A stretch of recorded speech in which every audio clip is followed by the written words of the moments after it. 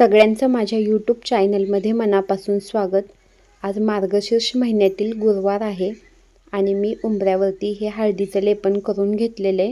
हळदीचं लेपन करण्यासाठी मी हळद, थोडंसं कुंकू आणि पाणी हे वापरलेले. हळदीचं लेपन आजच्या दिवशी का करावं, तर हळदीचं लेपन केल्यामुळे आपल्या मनामध्ये सकारात्मक ऊर्जा निर्माण होते आणि घरातील वास्तुदोष असतात तेही कमी होतात. हळद ही जंतुनाशक असते आणि असं म्हणतात की घरामध्ये सुख शांती आणण्यासाठी उंबऱ्यावरती हळदीचं लेपन करावं. त्यामुळं मी आज हळदीचं लेपन उंबऱ्यावरती करून घेतलेले. त्यानंतर मी काढून घेतलेली आहे ही रांगोळी काढण्यासाठी मी सुपारी वापरलेली आहे. सुपारीच्या वरती अशी रांगोळी टाकली म्हणजे छान असा गोल तयार होतो आणि एकसारखा गोल येतात, त्याच्यामुळं सुपारी घेतलेली आहे. त्यानंतर रांगोळीमध्ये मी कलर हे भरून घेतलेले आहेत आणि ही अशी रांगोळी तयार झालेली आहे.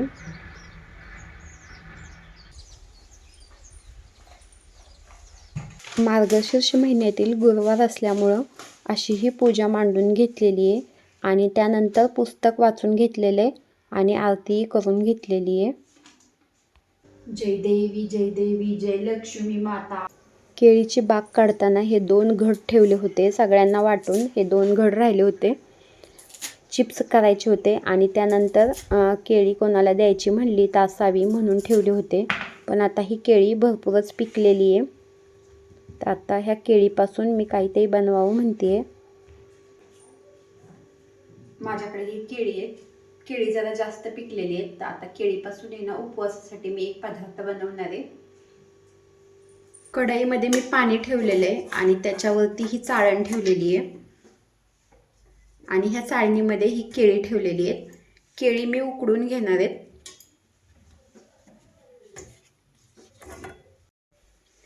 हे बघा, ह्या कढईवरती मी हे असं झाकण ठेवलेलं आहे. केळी उकडायला ठेवलेली आहे आणि आता गॅसवरती तवा ठेवलेला आहे. ही ना भगर घेतली आहे 1 पेलाभर. उपवासाला भगर चालते. तर आता ही भगर मी भाजून घेणार आहे, कारण मिक्सरमधून मला बारीक करून घ्यायची आहे. भाजल्यानंतर लगेच बारीक होते आणि त्याच्यामध्ये 2 चमचे हा साबुदाणा घेतलेला आहे.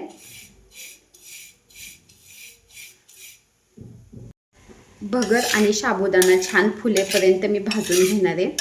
आणि हे बघा, तवा तापलेला असल्यामुळे ना लगेच ह्याचा कलर बदलायला लागलेला आहे भगरीचा. भगरीमध्ये बारीक खडे असतात, त्याच्यामुळं भगर मी चांगली निवडून घेतलेली आहे. थोडीशी चाळूनही घेतलेली आहे, कारण बारीक खडे होते ते हाताने काढता येत नव्हते, त्यामुळे भगर चाळूनच घेतलेली आहे.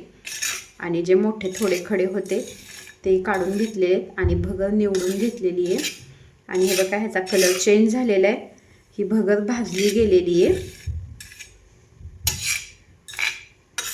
आणि त्याच्याबरोबर साबुदाणाही भाजला गेलेला आहे. मी 2 चमचे साबुदाणा घेतलेला आहे. तर आता हे मिक्सरमधून बारीक करून घेते. हा मी गूळ घेतलेला आहे. गूळ थोडा कमीच घेतलेला आहे, कारण केळी गोड असते त्यामुळे गूळ कमी घेतलेला आहे. तुम्हाला हवा असेल तर तुम्ही जास्त, म्हणजे जेवढे ना भगर घेतली आहे तेवढाच गूळ घेऊ शकता. आणि तेवढंच पाणी ओतलेले. गूळ गॅसवरती ठेवण्यापेक्षा असाही पातेल्यामध्ये ठेवून वितळून घेतला तरी चालतोय, पण लवकर होण्यासाठी मी गॅसवरती ठेवलेला आहे, म्हणजे पटकन गूळ वितळेल. फक्त गूळ वितळून घ्यायचा आहे, त्याचा पाक वगैरे काय बनवायचा नाही.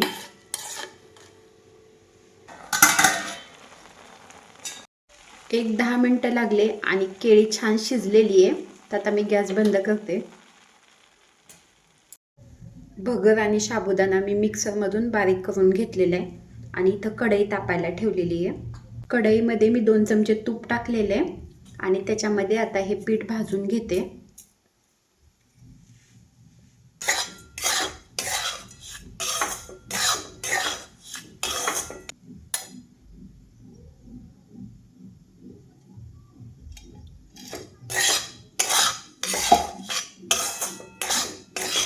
भगर आणि साबुदाणा मिक्सरमध्ये खूप बारीक झालेला नाही आहे. आपला जो रवा असतो ना तशा टाईपमध्ये झालेले.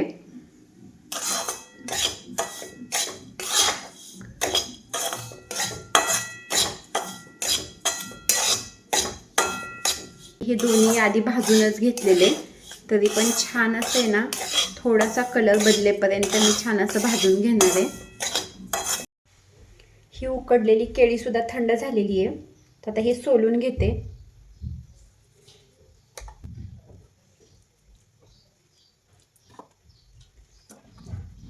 आणि चांगली शिजलेली असल्यामुळं मऊच झालेली आहे एकदम.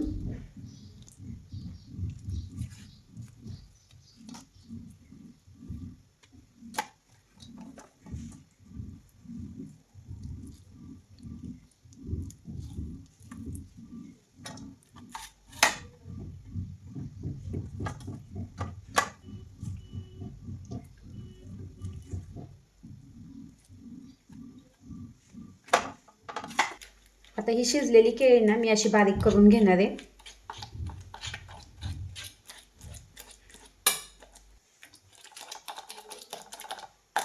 आणि खूप पटकन बारीक होते, कारण छान मऊ अशी शिजली आहे. शिजायला जास्त वेळ लागलेला नाहीये.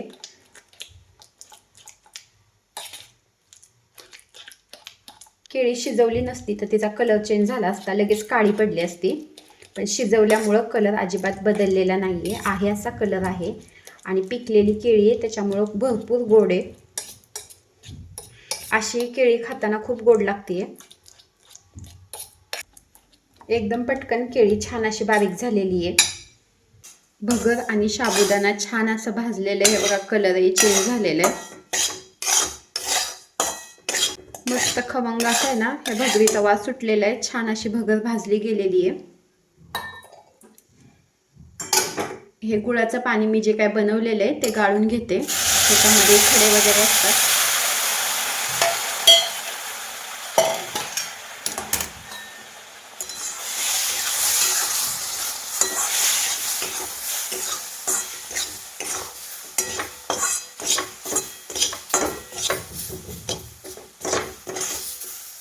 हे शिजवलेलं जे केळ आहे ते आता टाकून घेते.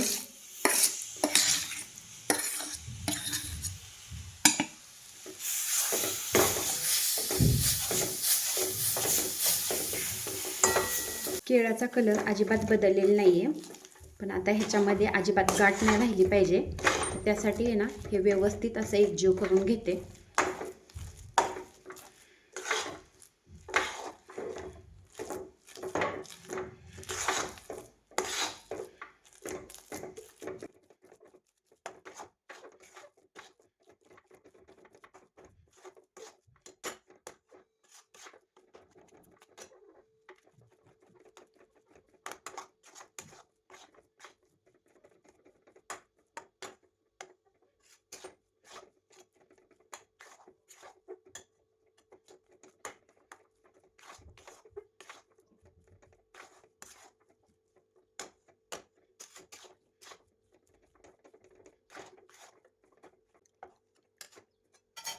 ही टाकलेली आहे वेलची पूड.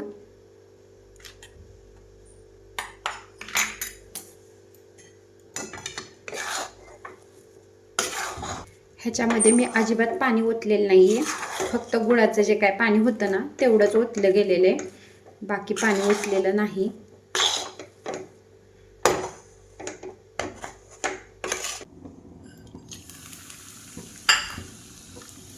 हे थोडेसे ड्रायफ्रूट टाकलेले आहेत.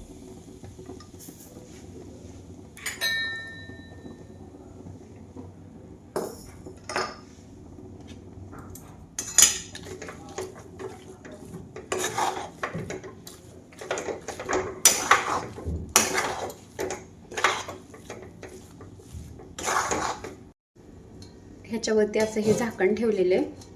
5 मिनिटं हे झाकून शिजवणार आहे.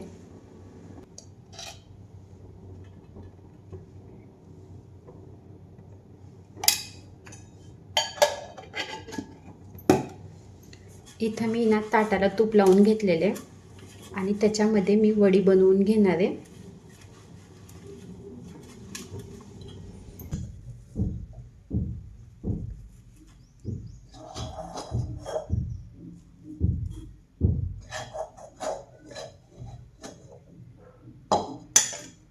हे गरम आहे तोपर्यंतच मी हे ताटावरती पसरून घेणार आहे.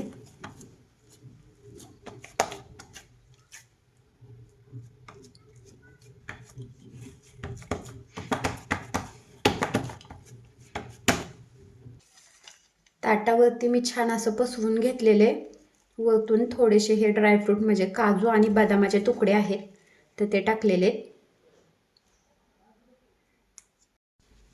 गरम आहे तोपर्यंतच वडी कापून घेते.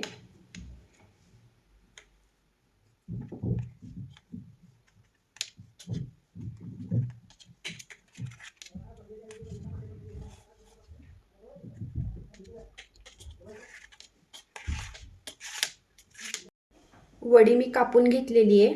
आता ह्याला सेट व्हायला 1 तासभर लागेल. तर आता मी ही बाजूला ठेवते. हे बघा थंड झाल्यावर मी ही वडी काढून घेतलेली आहे. अशी ही वडी तयार झालेली आहे. पिकलेल्या केळीचं काय करायचं असा प्रश्न असतो, तर अशा आहे ना वड्या बनवून बघा. गव्हाचं पीठ घालूनही वड्या बनवतात, पण मी ह्या उपवासासाठी बनवलेल्या आहेत. खायला बघा एकदम भारी लागतायत, मस्त झालेत.